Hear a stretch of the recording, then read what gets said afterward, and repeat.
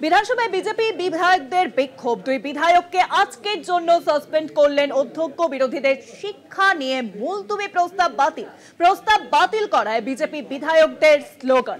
BJP বিধায়করা বারংবার আমরা যেভাবে দেখেছি যে বিধানসভায় ওয়াকআউট করছেন, স্লোগান তুলছেন, আজও বিধানসভায় বিজেপি বিধায়কদের বিক্ষোভ। সেই ছবির সামনে আসে দুই বিধায়ককে আজকের জন্য সাসপেন্ড করা হয়। আজকের জন্য সাসপেন্ড করলেন অধ্যক্ষ এবং বিরোধীদের শিক্ষা নিয়ে মুলতুবি প্রস্তাব বাতিল করায় বিজেপি বিধায়কদের স্লোগান।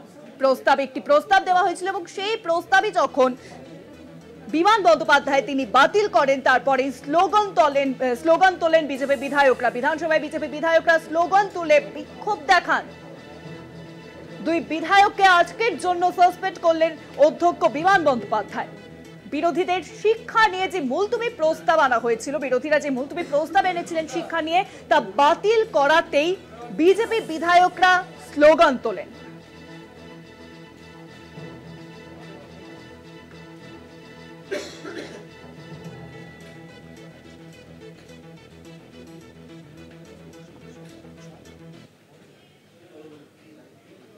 এখন সরাসরি রয়েছেন আমাদের বিশেষ প্রতিনিধি দেবজ্যোতি ঘোষ, তার কাছে যাব আমরা। বিধানসভায় যে বিজেপি বিধায়কেরা বিক্ষোভ দেখান, তাদের যে শিক্ষার মুলতুবি প্রস্তাব আনে এবং সেই প্রস্তাব কার্যত আজকে আমরা দেখলাম যে অধ্যক্ষ বাতিল করে দিয়েছেন এবং তারপরে আমরা দেখলাম যে দুই বিজেপি বিধায়ককে সাসপেন্ড করা হয়েছে। কি জানা যাচ্ছে? দেখো শুভাঙ্গী, বিজেপির পক্ষ থেকে যেটা দাবি করা হয়েছিল যে তাদের দুজন বিধায়ককে সাসপেন্ড করা হয়েছে, কিন্তু পরে জানা যায় যে বিজেপির একমাত্র বিধায়ক মনোজ ওরাও, তাকেই সাসপেন্ড করা হয়েছে। তারপরেই তারা বিধানসভার যে গাড়ি বারান্দা রয়েছে সেখানে তারা অবস্থান বিক্ষোভ শুরু করেন লবিতে বসে, এবং সামনে তুলসী গাছ নিয়ে তারা বিক্ষোভ করতে শুরু করেন। তারা বিধানসভার অভ্যন্তরেও বেশ কিছুটা বিক্ষোভ করেছিলেন।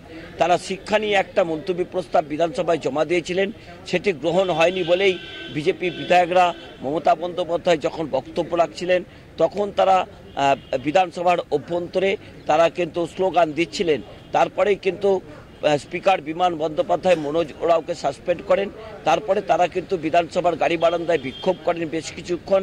তারপরেই কিন্তু তারা বিধানসভার বাইরে এসে শঙ্কর ঘোষ এবং বিজেপির বাকি বিধায়করা তারা বিক্ষোভ দেখান এবং সেখানে সাংবাদিক সম্মেলন করে শঙ্কর ঘোষ বলেছেন যে তিনি বিধানসভার স্পিকারকে একেবারে ব্যক্তিগত স্তরে নেমে আক্রমণ করেছেন। তা নিয়েও কিন্তু বিধানসভার অভ্যন্তরে ইতিমধ্যেই চর্চা শুরু হয়েছে, কারণ আজকেই শঙ্কর ঘোষকে কিন্তু সতর্ক করা হয়েছে বিধানসভার পক্ষ থেকে এবং মনোজ ওরাওকে সাসপেন্ড করা হয়েছে। সেই জায়গাতে আজকে বিধানসভার অভ্যন্তরে আরও বেশ কয়েকটি গুরুত্বপূর্ণ ঘটনা ঘটেছে, কারণ মমতা বন্দ্যোপাধ্যায় আজকে ক্যাবিনেট বৈঠক করেছিলেন। সেখানের বীরভূমের যে কোর কমিটির সদস্যরা রয়েছেন তারাও বেশ কয়েকজন মমতা বন্দ্যোপাধ্যায়ের সঙ্গে কথা বলেছিলেন এবং স্থানীয় কিন্তু মমতা বন্দ্যোপাধ্যায় একটা বার্তা দিয়েছেন যে এরপর থেকে কোর কমিটির বৈঠক একমাত্র আশিস বন্দ্যোপাধ্যায় ডাকতে পারবেন। অনুব্রত মণ্ডল গতকালের তিনি একটি কোর কমিটির বৈঠক ডেকেছিলেন, তারপরেই কিন্তু আজকে দলনেত্রী মমতা বন্দ্যোপাধ্যায় জানিয়ে দিয়েছেন আশিস বন্দ্যোপাধ্যায় একমাত্র কোর কমিটির সদস্য হিসেবে তিনি কোর কমিটির বৈঠক ডাকতে পারবেন। অন্য কোনো সদস্য অর্থাৎ যে 7 জন সদস্য রয়েছেন তারা কেউই কিন্তু আজ কোর কমিটির বৈঠকে ডাকতে পারবেন না।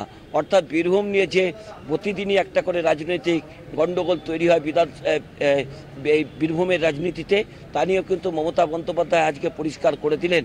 অর্থাৎ আজকে বিধানসভার অভ্যন্তরে তৃণমূল কংগ্রেস অত্যন্ত রাজনৈতিকভাবে গুরুত্বপূর্ণ বেশ কিছু কর্মসূচি নিয়েছিলেন এবং সেই মতোই কিন্তু মমতা বন্দ্যোপাধ্যায় আজ বেশ কিছু ঘোষণাও কিন্তু আজকে ক্যাবিনেট বৈঠক থেকে গ্রহণ করেছেন। কিন্তু সব কিছুর ছাপিয়ে যেটা গেছিল সেটা হচ্ছে তুলসী গাছ নিয়ে ভারতীয় জনতা পার্টির যে রাজনীতি তারা কিন্তু আজও অব্যাহত রাখলেন। তারা কিন্তু একেবারে গাড়ি বারান্দার সামনে তুলসী গাছ রেখে তারা বিক্ষোভ করলেন। শুভাঙ্গী, অনেক ধন্যবাদ দেবজ্যোতিদা। আমাদের সঙ্গে ছিলেন আমাদের বিশেষ প্রতিনিধি দেবজ্যোতি ঘোষ। একদিকে যখন বিধানসভায় বিজেপি বিধায়কদের বিক্ষোভ, পাশাপাশি আমরা দেখলাম যে বীরভূমের কোর কমিটির বৈঠক একমাত্র ডাকতে পারবেন আশিস ব্যানার্জি। আজ স্পষ্টত জানিয়ে দেওয়া হলো, কারণ আমরা দেখেছি যে অনুব্রত মণ্ডল কোর কমিটির বৈঠক ডেকেছিলেন এবং তারই প্রেক্ষিতে এই কথা ঘোষণা করে দেওয়া হয়েছে যে দল তার প্রেক্ষিতে যে সিদ্ধান্ত নিয়েছে সেই কথা জানিয়ে দেওয়া হয়েছে যে আশিস ব্যানার্জি একমাত্র কোর কমিটির বৈঠক ডাকতে পারবেন, অনুব্রত মণ্ডল কোনোভাবেই কোর কমিটির বৈঠক আর ডাকতে পারবেন না।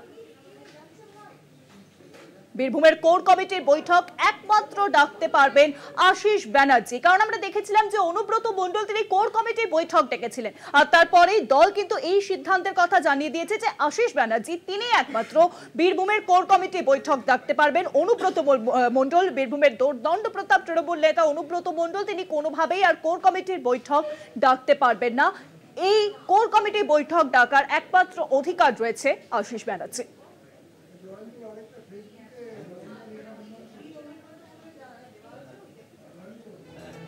অনুব্রত মণ্ডল যখন কোর কমিটির বৈঠক ডাকেন তারই প্রেক্ষিতে এই ঘোষণা করে দেওয়া হয়েছে দলের পক্ষ থেকে।